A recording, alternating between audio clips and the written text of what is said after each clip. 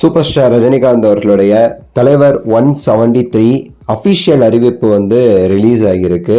ராஜ்கமல் நிறுவனம் அறிவிச்சிருக்கிறாங்க. ஸோ என்னங்கிறத என்ன சொல்லியிருக்காங்க, எப்படி அறிவிப்பு வெளியாயிருக்கு, ஃபோட்டோஸ் என்ன வெளியாயிருக்கு, எல்லாமே நம்ம பேச போகிறோம்.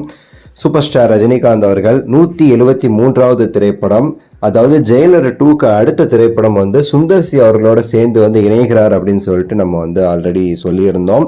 அதற்கான அஃபிஷியல் அறிவிப்பு இப்போ வெளி ஆகிடுச்சு. அது முக்கியமாக பார்த்தீங்க அப்படின்னா இதை ராஜ்கமல் அவங்க தான் தயாரிக்கிறாங்க. அது உங்களுக்கு தெரியும், கமல்ஹாசன் அவர்கள் சேர்ந்து தயாரிக்கிறாங்க இதை.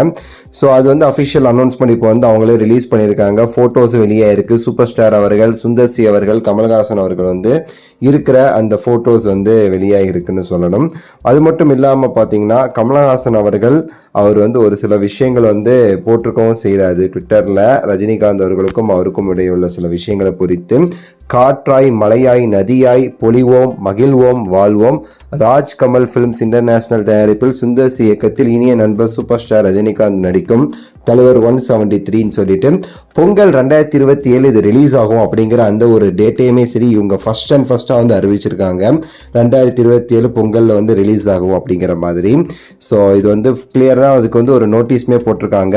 ராஜ்கமல் மற்றும் ரெட் ஜெயண்ட் இவங்களும் சேர்ந்து தயாரிக்கிறதும் குறிப்பிடத்தக்கது. இந்த படத்தை ரெட் ஜெயண்ட்டும் சேர்ந்து தான் இப்போ பண்ணிக்கிட்டு இருக்காங்கிறது நமக்கு தெரியும். அந்த நோட்டீஸ் பேர்லேயே ராஜ்கமல் ஒரு பக்கமும் ரெட் ஜெயண்ட் இன்னொரு பக்கமும் லோகோவுமே சரி இருக்கிறத நம்மளால பார்க்க முடியுது.